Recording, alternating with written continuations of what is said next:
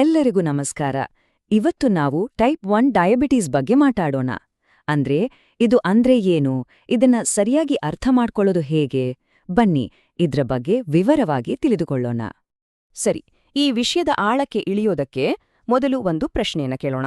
ನಮ್ಮ ದೇಹದ ರಕ್ಷಣಾ ವ್ಯವಸ್ಥೆಯೇ ದಾರಿ ತಪ್ಪಿದ್ರೆ ಏನಾಗಬಹುದು? ಯೋಚನೆ ಮಾಡಿ. ಟೈಪ್ 1 ಡಯಾಬಿಟೀಸ್ ಅಂದ್ರೆ ನಮ್ಮ ದೇಹದ ಒಳಗೆ ನಡೆಯೋ ಒಂದು ಗೊಂದಲ. ಇದೊಂದು ಆಟೋ ಇಮ್ಯೂನ್ ಸ್ಥಿತಿ. ಅಂದ್ರೆ ದೇಹದ ರೋಗನಿರೋಧಕ ಶಕ್ತಿ ತನ್ನ ಸ್ವಂತ ಆರೋಗ್ಯಕರ ಕೋಶಗಳನ್ನೇ ಶತ್ರುಗಳು ಅನ್ಕೊಂಡು ಅವುಗಳ ಮೇಲೆ ದಾಳಿ ಮಾಡಿ ನಾಶ ಮಾಡುತ್ತೆ. ಇಲ್ಲಿ ಅದು ಮೇದೋಜ್ಜೀರಕ ಗ್ರಂಥಿಯಲ್ಲಿರುವ ಇನ್ಸುಲಿನ್ ಉತ್ಪಾದಿಸುವ ಬೀಟಾ ಕೋಶಗಳನ್ನೇ ಟಾರ್ಗೆಟ್ ಮಾಡುತ್ತೆ. ಸರಿ, ಹಾಗಿದ್ರೆ ಇನ್ಸುಲಿನ್ ಸಾಮಾನ್ಯವಾಗಿ ಹೇಗೆ ಕೆಲಸ ಮಾಡುತ್ತೆ ಅಂತ ನೋಡೋಣ.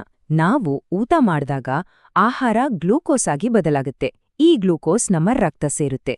ಆಗ ನಮ್ಮ ಮೇದೋಜ್ಜೀರಕ ಗ್ರಂಥಿ ಇನ್ಸುಲಿನ್ ಅನ್ನೋ ಒಂದು ಕೀಯನ್ನ ಬಿಡುಗಡೆ ಮಾಡುತ್ತೆ. ಈ ಕೀ ನಮ್ಮ ದೇಹದ ಕೋಶಗಳ ಬಾಗಿಲನ್ನು ತೆರೆಯುತ್ತೆ. ಆಗ ಗ್ಲೂಕೋಸ್ ಕೋಶಗಳ ಒಳಗೆ ಹೋಗಿ ನಮಗೆ ಶಕ್ತಿ ಕೊಡುತ್ತೆ. ಇದು ಆರೋಗ್ಯಕರ ದೇಹದಲ್ಲಿ ನಡೆಯೋ ಪ್ರಕ್ರಿಯೆ. ಆದರೆ ಟೈಪ್ 1 ಡಯಾಬಿಟೀಸ್ ಇದ್ದಾಗ ಪರಿಸ್ಥಿತಿ ತದ್ವಿರುದ್ಧ.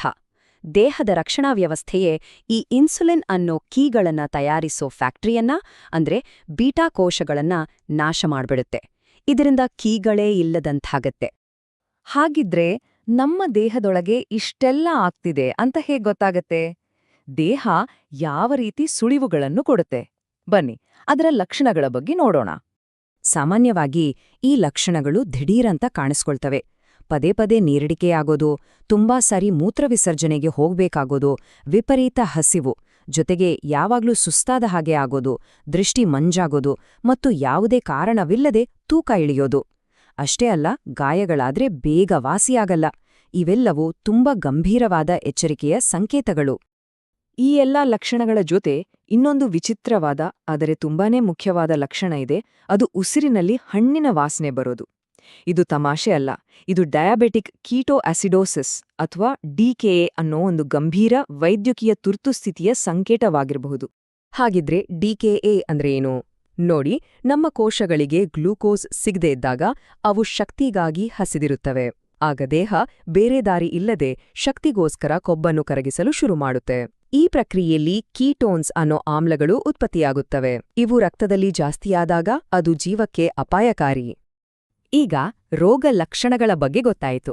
ಆದ್ರೆ ಮುಂದಿನ ಹಂತ ಅಂದ್ರೆ ಸರಿಯಾದ ರೋಗ ನಿರ್ಣಯ. ಯಾಕಂದ್ರೆ ಡಯಾಬಿಟೀಸ್ನಲ್ಲಿ ಹಲವು ವಿಧಗಳಿವೆ. ಹಾಗಾಗಿ ಸರಿಯಾದ ಚಿಕಿತ್ಸೆಗಾಗಿ ಇವುಗಳ ನಡುವಿನ ವ್ಯತ್ಯಾಸವನ್ನ ಸ್ಪಷ್ಟವಾಗಿ ತಿಳ್ಕೋಬೇಕು.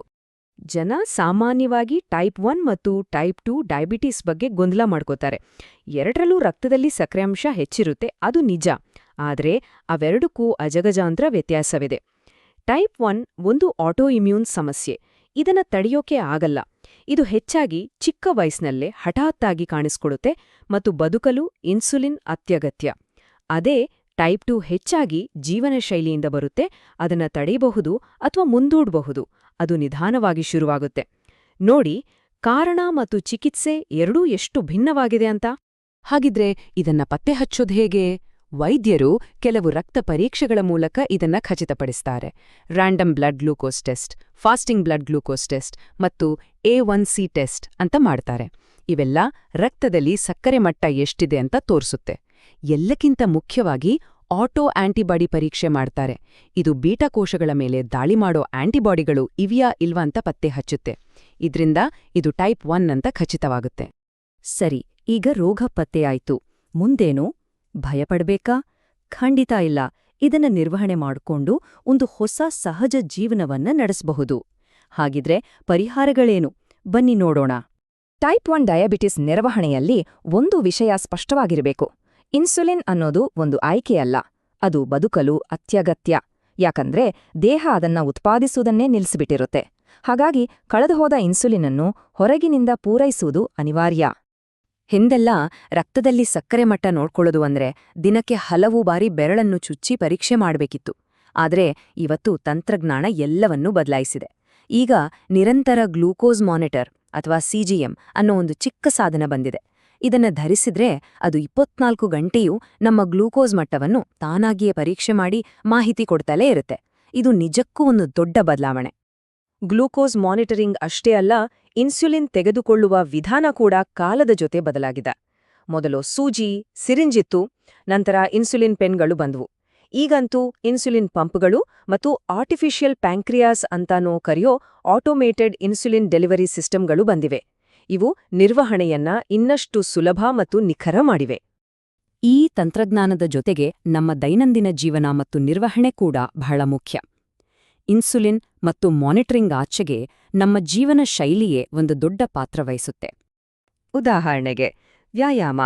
ತಜ್ಞರ ಪ್ರಕಾರ ವಯಸ್ಕರು ವಾರಕ್ಕೆ ಕನಿಷ್ಠ 150 ನಿಮಿಷಗಳ ಕಾಲ ಮಧ್ಯಮ ತೀವ್ರತೆಯ ಏರೋಬಿಕ್ ವ್ಯಾಯಾಮ ಮಾಡಬೇಕು.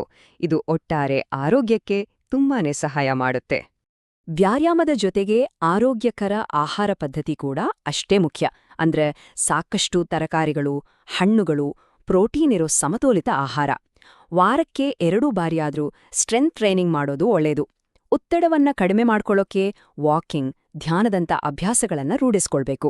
ಅಷ್ಟೇ ಅಲ್ಲ, ಇದೇ ರೀತಿ ಸಮಸ್ಯೆ ಎದುರಿಸ್ತಿರುವ ಬೇರೆಯವರ ಜೊತೆ ಸಂಪರ್ಕದಲ್ಲಿರೋದು, ಉದಾಹರಣೆಗೆ ಆನ್ಲೈನ್ ಸಮುದಾಯಗಳ ಮೂಲಕ, ಮಾನಸಿಕವಾಗಿ ದೊಡ್ಡ ಶಕ್ತಿ ಕೊಡುತ್ತೆ. ಹಾಗಿದ್ರೆ ಈ ನಿರ್ವಹಣೆ ಯಾಕೆ ಇಷ್ಟು ಮುಖ್ಯ? ಯಾಕಂದ್ರೆ ಟೈಪ್ 1 ಡಯಾಬಿಟೀಸ್ ಅನ್ನು ಸರಿಯಾಗಿ ನಿರ್ವಹಿಸದಿದ್ರೆ ಕಾಲಕ್ರಮೇಣ ಅದು ಹೃದಯ, ಕಿಡ್ನಿ, ಕಣ್ಣು ಮತ್ತು ನರಗಳಿಗೆ ಸಂಬಂಧಪಟ್ಟ ಗಂಭೀರ ಆರೋಗ್ಯ ಸಮಸ್ಯೆಗಳಿಗೆ ಕಾರಣವಾಗಬಹುದು. ಅದಕ್ಕಾಗಿಯೇ ನಿರಂತರ ಕಾಳಜಿ ಬೇಕು. ಕೆಲವು ಸ್ಕಾಟಿಷ್ ಮತ್ತು ಆಸ್ಟ್ರೇಲಿಯನ್ ಅಧ್ಯಯನಗಳ ಪ್ರಕಾರ ಟೈಪ್ 1 ಡಯಾಬಿಟೀಸ್ ಇರೋವರ ಜೀವಿತಾವಧಿ ಸಾಮಾನ್ಯ ಜನರಿಗಿಂತ ಸ್ವಲ್ಪ ಕಡಿಮೆ ಇರಬಹುದು ಅಂತ ಹೇಳಲಾಗುತ್ತೆ. ಈ ಅಂಕಿಅಂಶಗಳು ಭಯ ಹುಟ್ಟಿಸುವುದಕ್ಕಲ್ಲ, ಬದಲಾಗಿ ನಾವು ಇದುವರೆಗೆ ಮಾತಾಡಿದ ಸರಿಯಾದ ನಿರ್ವಹಣೆಯ ಮಹತ್ವವನ್ನ ಮತ್ತೊಮ್ಮೆ ನೆನಪಿಸೋದಕ್ಕೆ. ನಿಜ, 2015ರಲ್ಲಿ ಜಾಮಾ ಸ್ಟಡಿಯಲ್ಲಿ ಒಂದು ಪ್ರಮುಖ ಅಂಶ ಬೆಳಕಿಗೆ ಬಂತು. ಅದೇನಂದ್ರೆ, ಯಾರ ರಕ್ತದಲ್ಲಿ ಗ್ಲೂಕೋಸ್ ಮಟ್ಟ ಚೆಂದಾಗಿ ನಿಯಂತ್ರಣದಲ್ಲಿತ್ತೋ ಅವರು ಗ್ಲೂಕೋಸ್ ನಿಯಂತ್ರಣ ಸರಿಯಾಗಿಲ್ಲದವರಿಗಿಂತ ಹೆಚ್ಚು ಕಾಲ ಬದುಕಿದ್ರು. ಇದು ನೇರವಾದ ಸಾಕ್ಷಿ. ಹಾಗಾಗಿ ನಾವು ಈ ಮಾತುಕತೆಯ ಕೊನೆಗೆ ಬಂದು ತಲುಪುವ ಸಾರಾಂಶ ಒಂದೇ: ಸರಿಯಾದ ಕಾಳಜಿ, ಚಿಕಿತ್ಸೆ ಮತ್ತು ನಿರ್ವಹಣೆಯ ಮೂಲಕ ಟೈಪ್ 1 ಡಯಾಬಿಟೀಸ್ ಇರುವ ವ್ಯಕ್ತಿಗಳು ಕೂಡ ಒಂದು ದೀರ್ಘ, ಆರೋಗ್ಯಕರ ಮತ್ತು ಸಂತೃಪ್ತ ಜೀವನವನ್ನು ನಡೆಸಬಹುದು. ಇದು ಖಂಡಿತ ಸಾಧ್ಯ. ಹಾಗಿದ್ರೆ ಕೊನೆಯದಾಗಿ ಒಂದು ಯೋಚನೆ ಮಾಡೋಣ. ತಂತ್ರಜ್ಞಾನ ದಿನೇ ದಿನೇ ಸುಧಾರಿಸ್ತಿದೆ. ಹಾಗಿದ್ರೆ ಈ ತಂತ್ರಜ್ಞಾನದ ವಿಕಸನ ಟೈಪ್ 1 ಡಯಾಬಿಟಿಸ್ನಂತಹ ಆಟೋ ಇಮ್ಯೂನ್ ಸ್ಥಿತಿಗಳ ಜೊತೆ ಬದುಕುವ ಭವಿಷ್ಯವನ್ನು ಇನ್ನೆಷ್ಟು ಸುಲಭವಾಗಿಸಬಹುದು? ಯೋಚಿಸಬೇಕಾದ ವಿಷಯ.